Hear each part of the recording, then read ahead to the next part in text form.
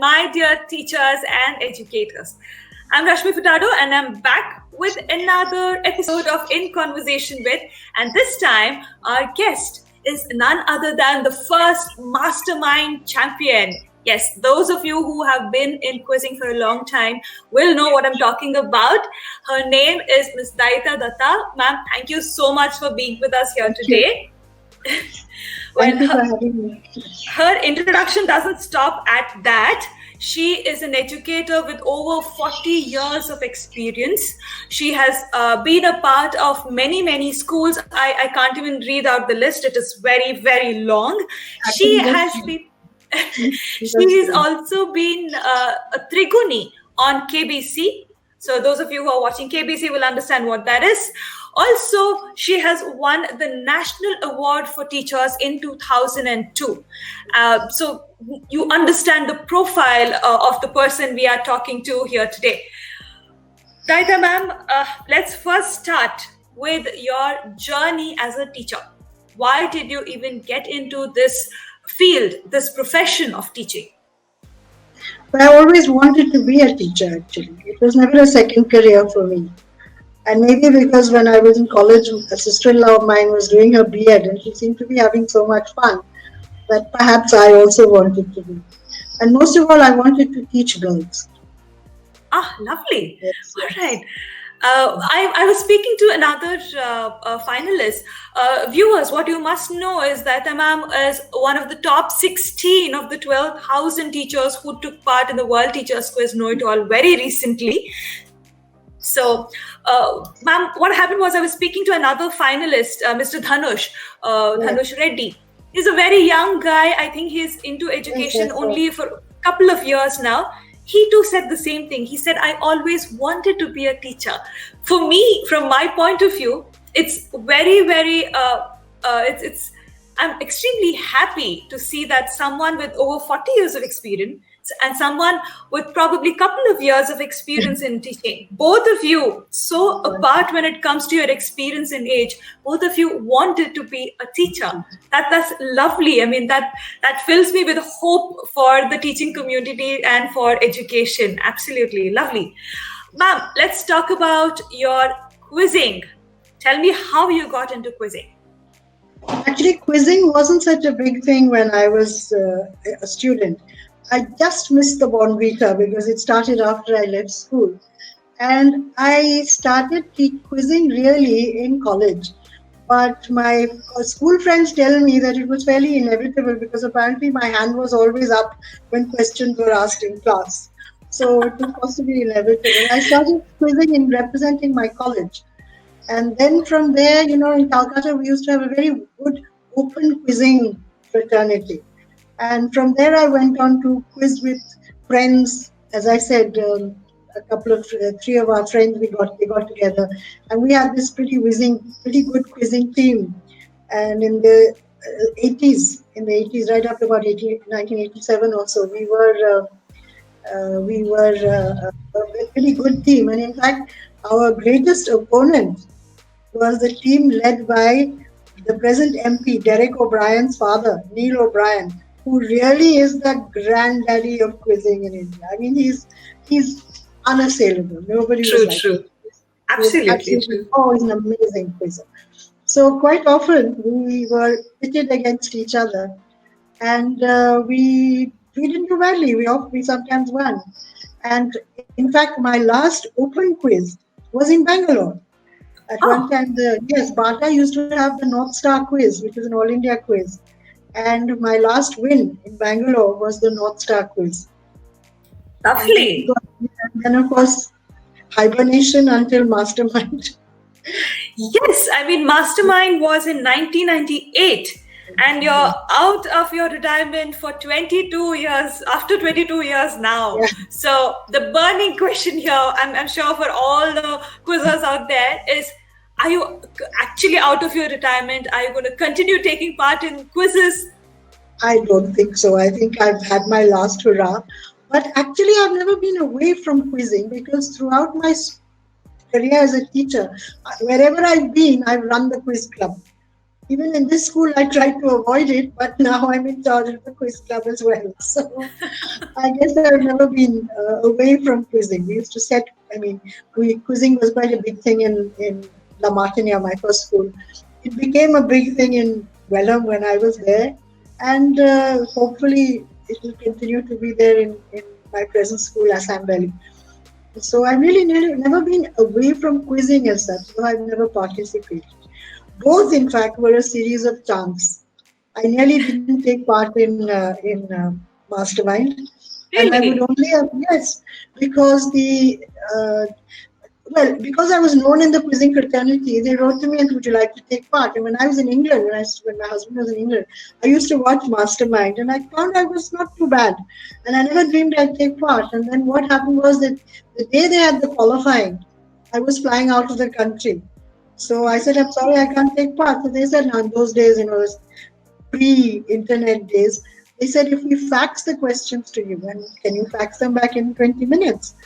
So I thought, all right, we'll try it. So I was faxed the questions, and I realized that whoever had sent them had some idea of Calcutta levels of quizzing, and I sent them back within 15 minutes. As you know, my response time is quite fast. Yes. So, and I forgot about it, and then I was told that I had qualified. And it was almost the same with Teacher Tribe. It's only because Mr. Giri knows a student of mine called Eka that I got to know of this. So it was almost a chance. Lovely. I'm happy that we got you out of your retirement.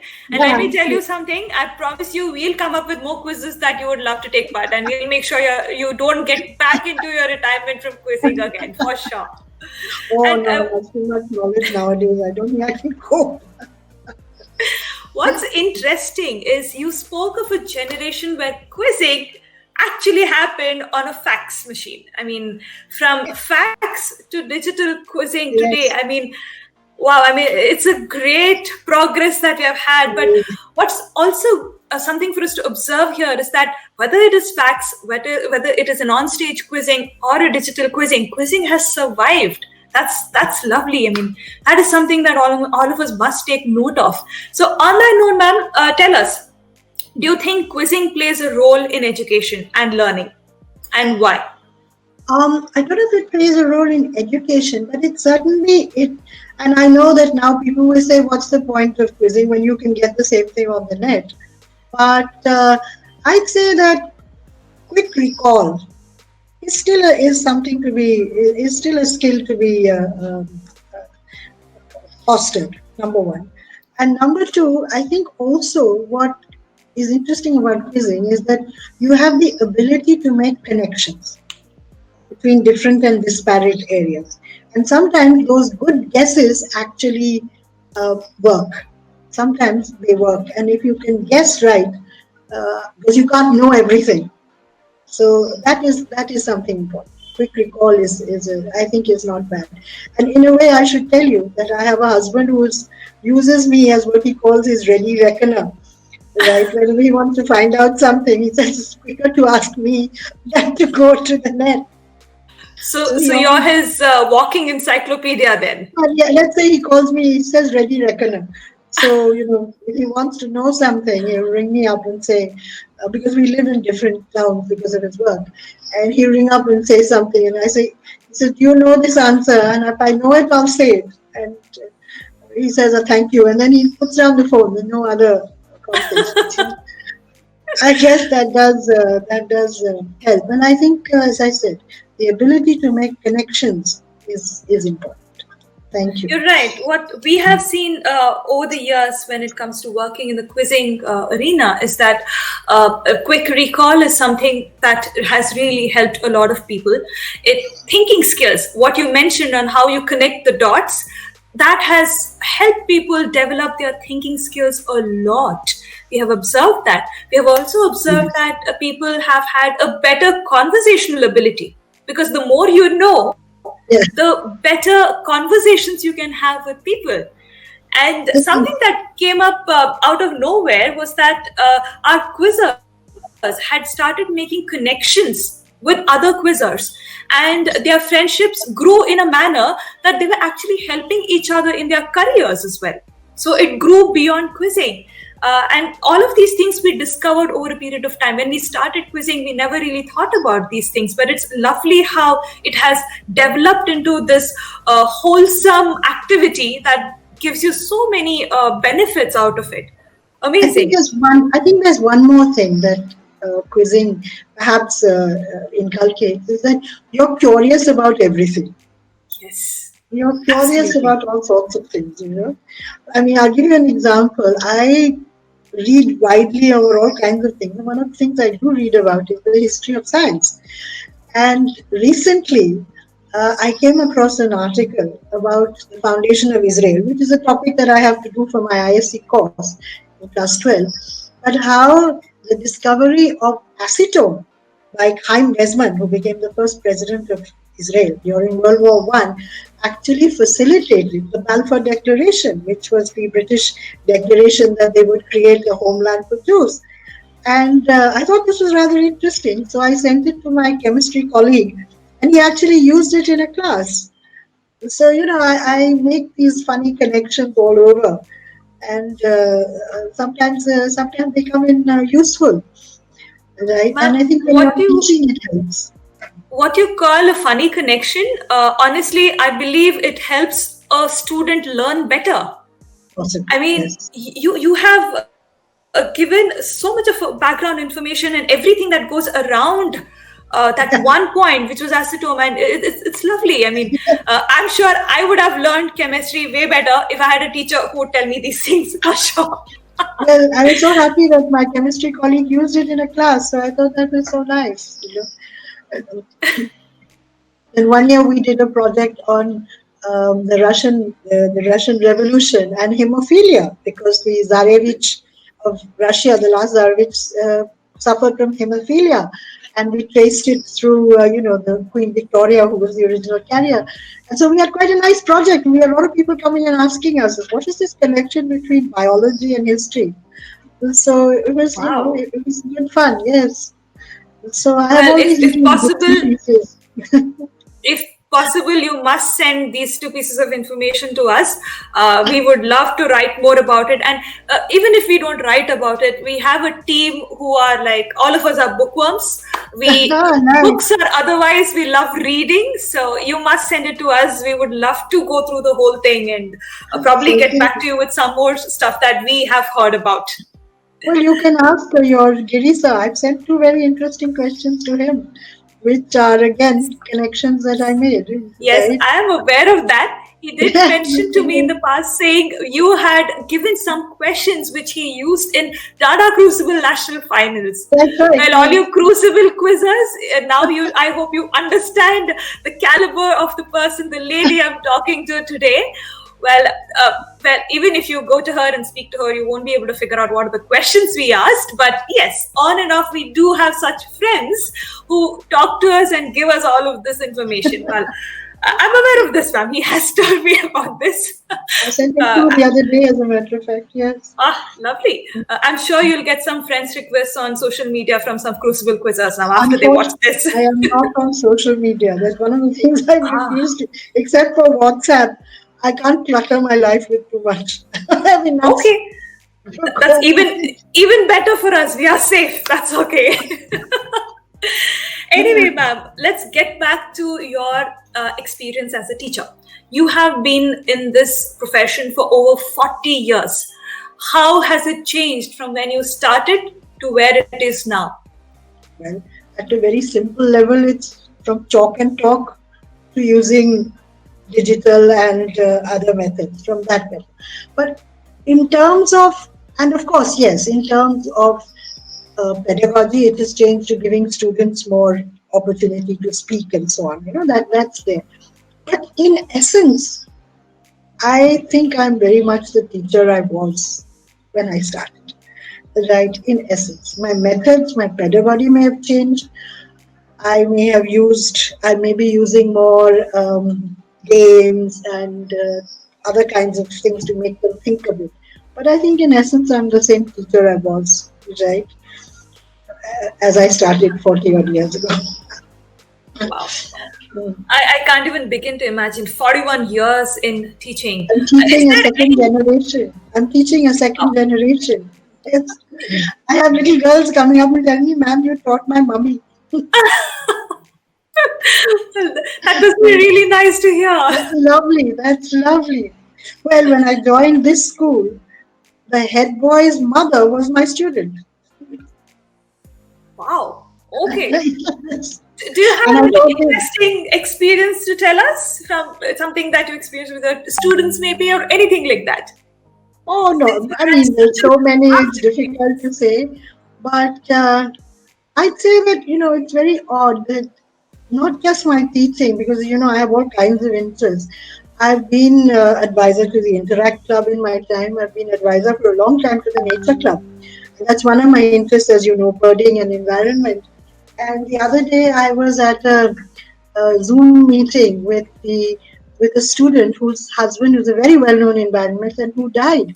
And she actually came up and said that I have a lot to be grateful to Dayita for, because she took me on my first nature club trip. So one leaves funny, traces everywhere. So I have a naturalist, and she's a very well-known naturalist of Calcutta. And I have students who are now in Yale and Oxford and places like that. So one leaves odd things behind. And I think having taught in a boarding school, I get the impression, I see how um, kids tend to be very self-reliant, and they understand time management. That's one of the things they rely.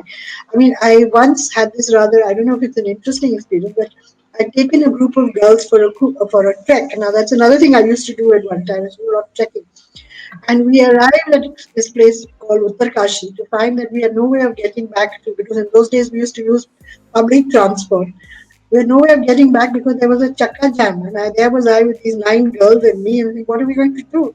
And these 2 girls said to me, ma'am, you stay with the juniors. We'll go into the bazaar and find something. I said, are you sure? Will you manage? They said, don't worry, we'll manage. You won't believe these 2 girls from fairly affluent homes, and one would have thought fairly sheltered.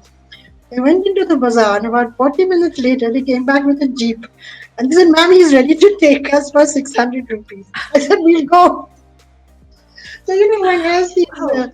I mean, I wouldn't have thought that these 2 girls could do it, but they did. And I was amazed, right, that they went and they bargained with some random jeep person and brought him back. So, Well, I think they, students and children always amaze us and surprise and shock us with their yes, absolutely. capabilities. Yes. Absolutely.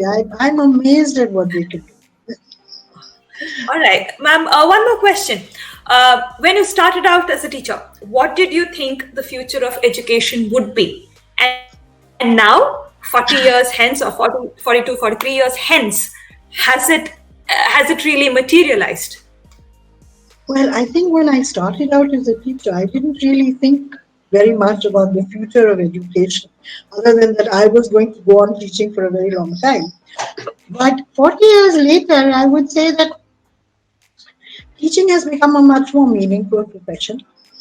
Kids are kids always, right? The difference I would say is that our children today are much more tech savvy than we are, right? But there is a problem there, and that is that because they're young, they're not always aware of some of the pitfalls of modern technology, the internet, and so on. So I still think there is the need for a guidance of a teacher. There are a lot of people saying, the teachers become irrelevant because, now they can go to the net and get, I don't know, Khan Academy lessons or Kumo class, whatever.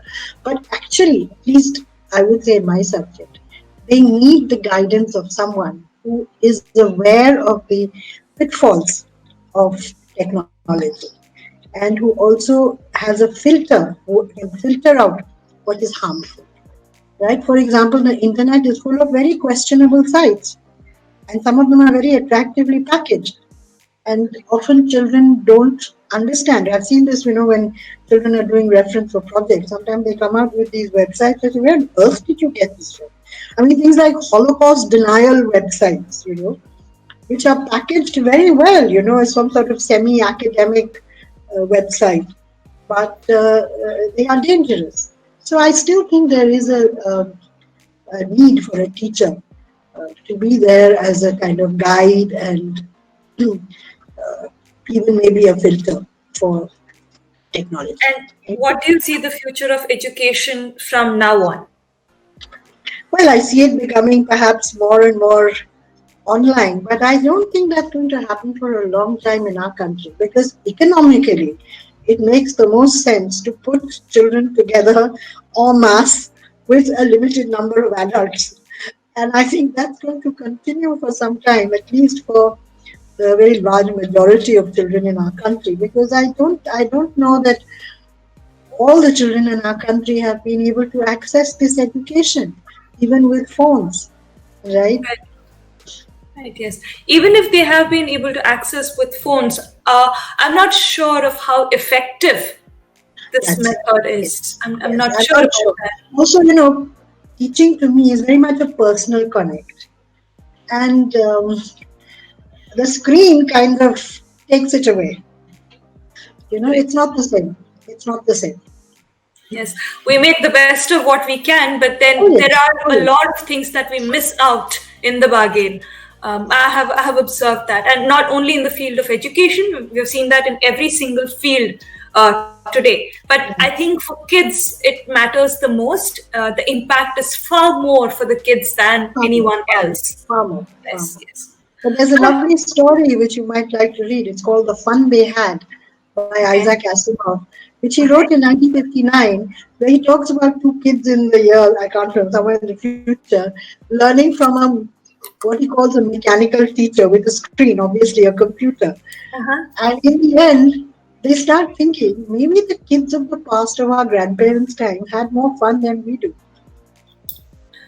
Well, my grandparents told me that they had way more fun than we did when we were in school. But I think possibly they had more fun then because the competition and this rage for marks was not there so much. Correct, correct.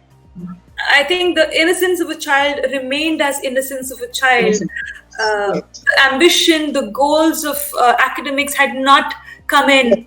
probably at least until class 12. I'm not sure about I think before probably. that or after I that mean, yet. I think something like a phenomenon like quota is child labor. It's child labor. There are many who subscribe to it, but there are I many know who that. don't. I know that, but I think it's child labor, and I think it's frightening to think what parents are putting their children for, just because of their aspirational, dreams for their Yes. children. I actually know someone who once made a comment saying they are nothing but concentration camps for the children. All right, It was a heartbreaking comment at that point in time, but it it's sort of true, isn't it? I mean, the it sort of heartbreaking, feels like that. heartbreaking. Yeah, It's really absolutely. heartbreaking. Mm. Anyway, ma'am, tell us. Since you have been in quizzing for such a long time, has it helped you connect with your children better? Meaning the children know that you have taken part in quizzes, you have Yes. achieved so much in the quizzing field. So, do they open up to you a little more? I don't know if they open up, but let's say that I have this somewhat undeserved reputation as being somewhat, uh, uh, shall we say, a repository of knowledge and information. I don't know Okay. they're right, if they open up, but I think they open up more when you're not because of my quizzing, but because of my role as a house mistress for many years, because Okay. of my position as a vice principal. Mhm. Mm. Okay, okay, all right. Last thing, ma'am. Tell us, why do you think it is important for teachers and educators to take part in these activities despite the busy schedules that all of you have all over the world and even more now than before? Why is it still important for all the educators and teachers to make time and take part in such engagement activities?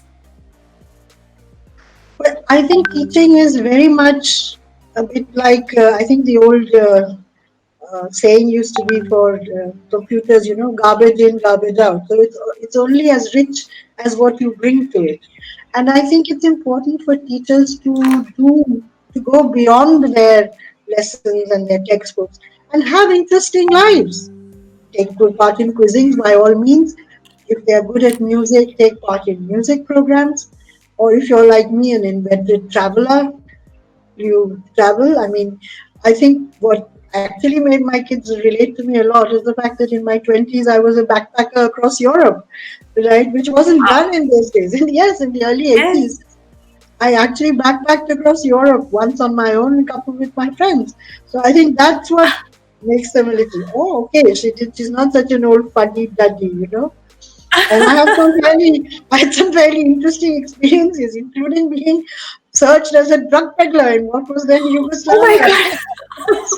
So, I think if you have interesting lives, taking part in quizzing is certainly one of them. But traveling, reading, if you're good at something, taking part in music and getting involved, I think that's what brings much more richness to your teaching. Because wherever I go to a museum, I say, okay, I must buy this because I'm going to show it to my students. Right? If I went to Anne Frank's house and I've been there at least twice before, and I said, I must go and buy all the latest postcards and want to show them to kids.